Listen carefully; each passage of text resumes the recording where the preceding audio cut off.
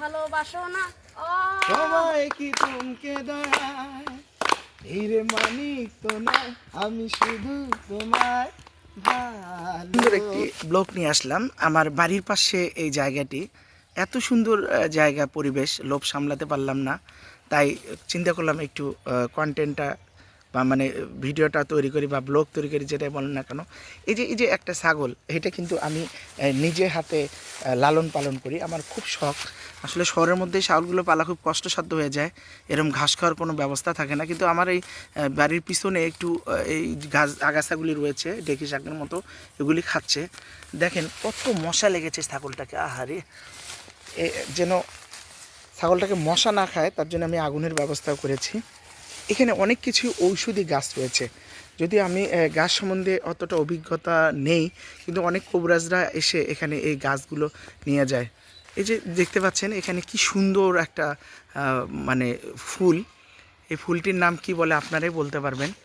মানে দেখার মতো, মানে আমি দেখি ওই এক বুড়ো চাচা আছে, ওই সকাল করে এসে এই ফুলগুলি নিয়ে যায় এবং কিছু কিছু গাছের শিকড় উঠায় নিয়ে যায়, বিভিন্ন ঔষধি গাছ হিসেবে গাছগুলি ব্যবহার করে।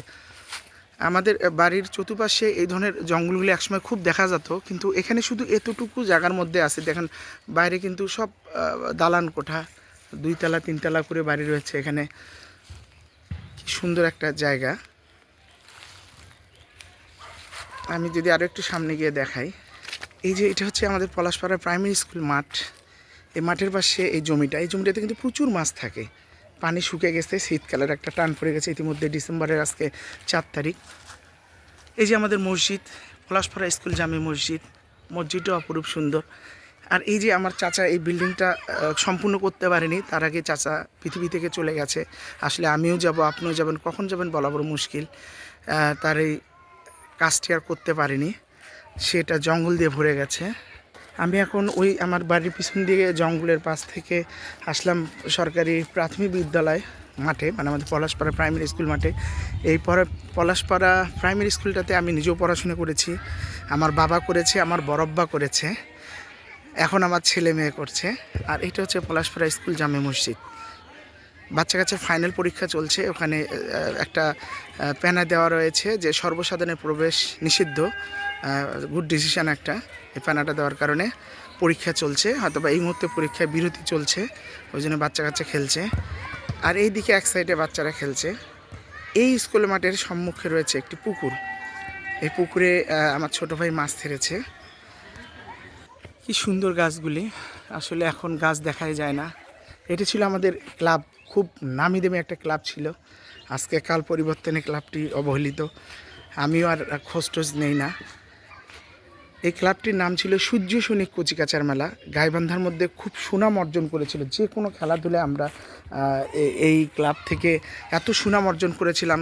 কুচকাওয়াজ, ব্যাডমিন্টন, বাগাডুলি, দাবা, ক্রাম, ফুটবল, মানে গাইবান্ধার বুকে খুব নাম ছিল আমাদের এই ক্লাবটি। আজকে ক্লাবটার কী অবস্থা, আমি কিছুদিন আগে অবশ্য সবাইকে ডেকে নিয়ে একটা মিটিং করেছি যে ক্লাবটা নতুন করে তৈরি করা যায় কিনা, একটু বিল্ডিং করা যায় কিনা করে আমরা আবার বাচ্চাদেরকে এই খেলাধুলামুখী করাবো এই জায়গায়, এই মাঠে আবারও আমাদের আমলে যেরকম ছিল। এখানে যা সিনিয়ররা রয়েছেন আমাদের পাড়ার, যেমন আমার ভাই, জ্যাঠাতো ভাই, গাইবান্ধা সরকারি বিশ্ববিদ্যালয় কলেজের প্রিন্সিপাল খলিলুর রহমান, তার সঙ্গে কথা হয়েছে। মরহুম মুলতার রহমানের মেয়ে, উনি ঢাকায় চাকরি করে, ওনার 2জন ছেলে, আর্মির ক্যাপ্টেন, একজন মেজর।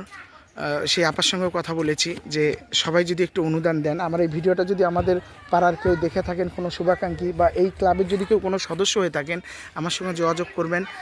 আমরা এই ক্লাবটিকে বিল্ডিং করে ছাদ পিটাবো আর কি, ছাদ পিটে বিভিন্ন খেলার ইনস্ট্রুমেন্টগুলো আবার সেট আপ করবো। তাই আমি অনুরোধ করব, আমি বাইরের কোনো বন্ধু না, এই ক্লাবের সঙ্গে যারা জড়িত ছিল, আমার বাবারা, আমার বাবার বন্ধুরা এবং আমার বন্ধুরা, আমার ব্যাচেররা, আমার পরে যারা জুনিয়র ভাই ব্রাদার ভাস্তা রয়েছে, তারা যাদের যতটুকু সামর্থ্য রয়েছে আমার সঙ্গে যোগাযোগ করে এই ক্লাবটির জন্য সবাই এগিয়ে আসেন। ক্লাবটিকে আমরা আবার জাগ্রত করব। এই যে চলছে আমার সেই এই যে কি সুন্দরভাবে, এই দেখেন পিচ্ছিগুলো আমার পিছু নিয়েছে, ওরা আমার পেজটার নাম পর্যন্ত জানে, সরি ইউটিউব চ্যানেলটার নাম কি আমার, আমি, আচ্ছা আচ্ছা, ও ও fine, thank you thank you thank you. তোমরা দেখো আমার সোনামণিরা আমাকে কতটা আমাকে ভালোবাসে, ওরা আমার চ্যানেলে সাবস্ক্রাইব করেছে। আব্বুরা তোমাদের কি পরীক্ষা চলতেছে বাবা? পরীক্ষা কেমন হচ্ছে তোমাদের? আজকে কয়টা পরীক্ষা হলো? আমাদের এই পলাশপাড়া প্রাইমারি স্কুলে খুব ভালো পড়াশোনা হয় এখন, তাই না? আগেও আমাদের আমলে খুব ভালো পড়াশোনা হতো, কিন্তু এখন এই নতুন হেডাপা আসে, এই স্কুলের পড়াশোনার মান এত ভালো হয়েছে, তাই না? তোমরা খুশি তো এই হেডাপাকে পেয়ে, ফারজানা আপাকে পেয়ে? ওনার জন্য দোয়া করবেন, উনি একটু অসুস্থ, এই প্রাইমারি টিচার। আর বাবা আজকে পরীক্ষা আছে আর এবেলা কয়টা থেকে?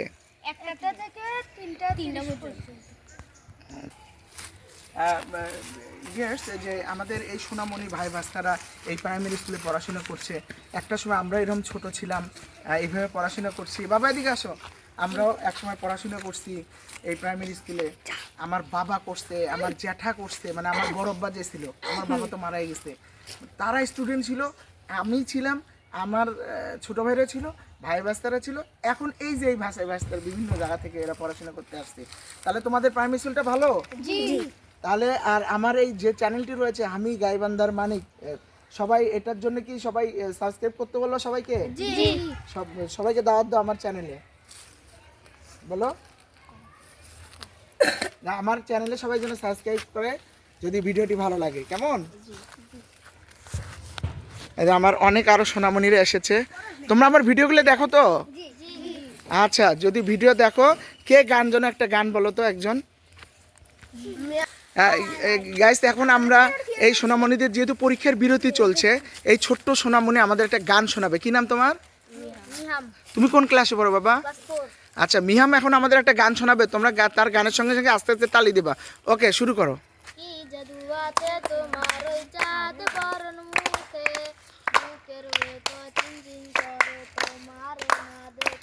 আহা, আছে তোমার ওই চাঁদ বরণ মুখে, বুকের ভেতর চিনচিন করে তোমার না দেখলে। এবার তোমার নাম কি? জাকারিয়া হোসেন। তুমি কোন ক্লাসে পড়ো বাবা? পঞ্চম শ্রেণী। তুমি আমাদের কি শোনাবে? আমি শোনাবো অহনা গান। ওকে, ঠিক আছে, অহনার একটা গান শোনাও। ওকে, শুরু। প্রথম দেখাতে আমি প্রেমে পড়েছি তোমার, দু চোখে আন্ধার দেখি ঘুম আসে না আমার, রাত্রে বেলা শুয়ে শুয়ে শুধু ভাবি কিভাবে পাবো তোমায়। ওহো না, একটু কথা কহো না, ওহো না, কেন কাছে আসো না, ওহো না, কেন ভালোবাসো না, ওহো না, কেন কথা বোঝো না। আচ্ছা, এই যে খালি এত সকালে প্রেম প্রেম গানে শিখলে, আর কোনো ভালো গান জানে না? অনেক সুন্দর আছে, ওর জন্য একটা জোরে করতালি। আসলে গান গানি, সবাই গান গায়, তবে কখন কোন গান কার জীবনে ভাইরাল হবে বড় মুশকিল। ও সুন্দর গান গেয়েছে। ওর গানটা কেমন লাগছে তোমাদের কাছে? আচ্ছা, থ্যাংক ইউ। তোমরাও ভালো করে পড়াশোনা করো। কি সুন্দর সোনামণিরা আমাদের একটা গান শোনালো। আসলে এইভাবে আনন্দ ফুর্তি আমরাও করতাম। পড়াশোনার পাশাপাশি বিনোদন না হলে কখনোই সে জীবনে সাফল্য লাভ করতে পারবে না। যেমন আমিও যদি অতটা ভালো ছাত্র ছিলাম না, গান বাজনা খেলাধুলা আজও করছি, এত বয়স হয়ে গেছে, খেলাধুলার মধ্যে রয়েছি, ফুটবল রেফারি, গান বাজনা, হ্যাঁ। আর হচ্ছে মনের দিক দিয়ে এই বিনোদন না থাকলে তুমি কখনোই সফলতা অর্জন করতে পারবে না। পড়াশোনার পাশাপাশি অবশ্যই সব কিছুই দরকার।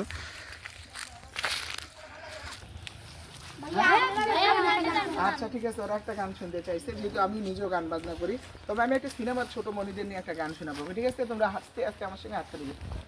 এই রে মানিক তো নয়, আমি শুধু তোমায় ভালোবাসি, এই রে মানিক তো নয়, আমি শুধু তোমায় ভালোবাসি, রূপ কথার চেয়েও নীল পাখির থেকেও তোমায় আমি ভালোবাসি, এই রে মানিক তো নয়, আমি শুধু তোমায় ভালোবাসি, হাসি খুশি খেলা নিয়ে সুখে দিন কাটাবো, স্নেহ ভালোবাসা দিয়ে বুকে ধরে রাখবো,